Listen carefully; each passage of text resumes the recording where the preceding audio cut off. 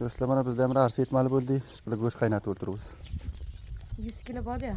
Ha, 100 kilo. Qancha nafar bo'ladi bu 100 kilo go'sht arsada? Mana 600 nafarlik non tayyorlaymiz ertangi. Ha. Ha, yaxshi, yaxshi.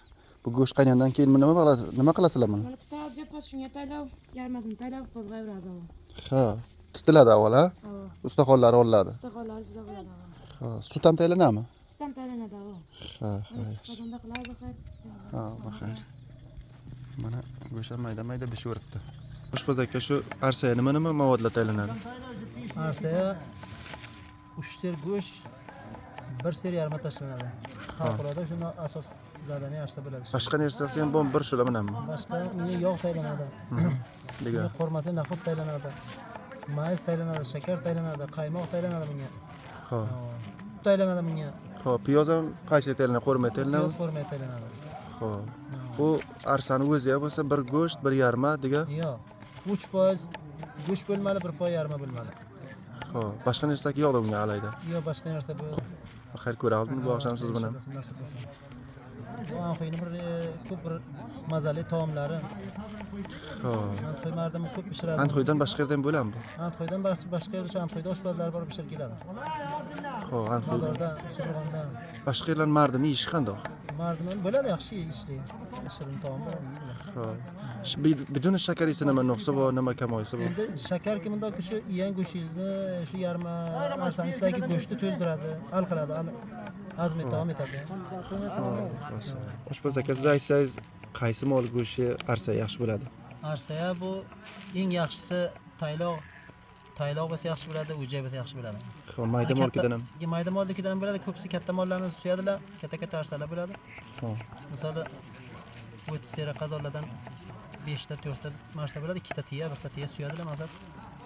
1 tiya 3 qaynoq arsa bo'ladi go'shtlar. Xo'p, siz Kattaroq tiya bo'lsa.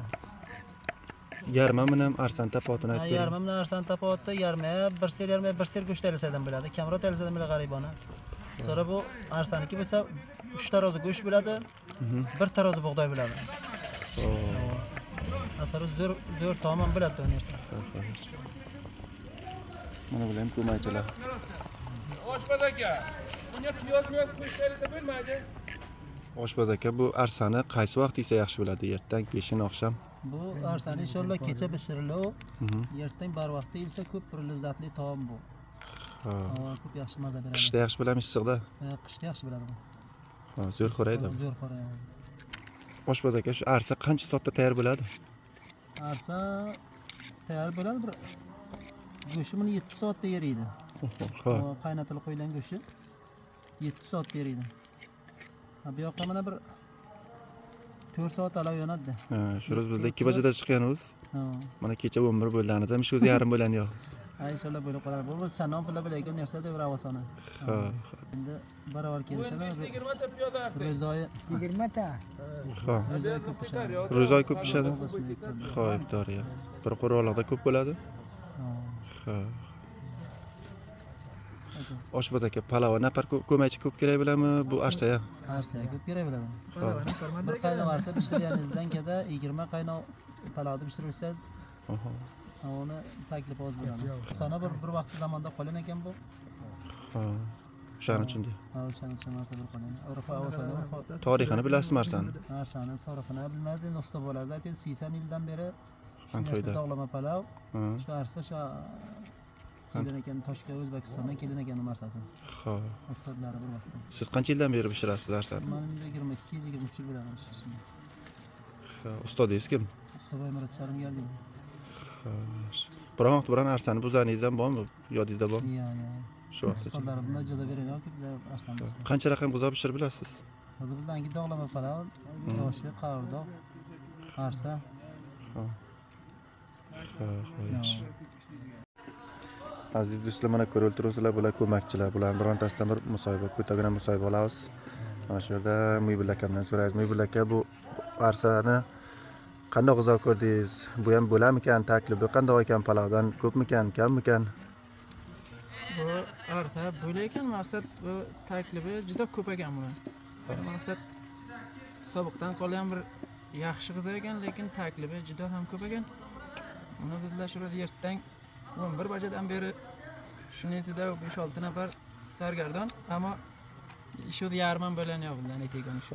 Kecha soat mana 11:12 bo'ladi. Kecha 11:30 bo'lgan soat. Aniqdan bilan qo'lida pichoq, kunda, alav, qozon, 4-5 mehmonxonada Go'sht chiqaradilar. Yotdi, go'sht chiqaryapti bizda birda fahmadik sargardon. Ertaga bar vaqtda endi 24 soatda omada bo'lganda, 24 soat zahmat etsang bir arsa qo'lga kelgan. Shuncha taklifi ko'p ekanda buni. Bunda bir taklifli g'izo mana o'zim ham oshpazlik qilaman, lekin oshpazlikdan buncha ham bir qiyin g'izo omada qilishga ham bor ekan. Ya'ni bu azobi zo'r ekan. Endi bir bolalardan qolgan g'izoda ham buni ham bir Bali, bu bir maqsad azob ko'rding o'shancha lazzat ham yaxshi narsa deb ko'p bir bo'lmasa bir ya'ni qo'ling kelsa etsang yaxshi, yana ko'p azobi, juda azob ko'raykan. endi shu g'izolarni quynotin chaqari ham to'xtabdi. Bali, behtarin g'izo, lekin azobi ham ko'p o'shancha sora, o'shancha ko'p lazzati ham yaxshi. Nomi ham bor. Bali, nomi ham bor. Behtarin g'izo ham de. Tashakkur, salomat bo'ling.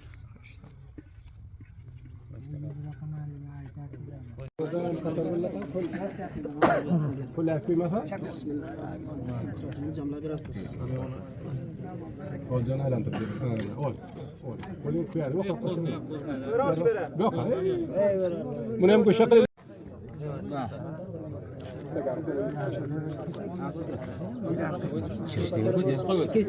Chishting suylanadi. Kechadan beri go'sht qaynatdim. Kechadan beri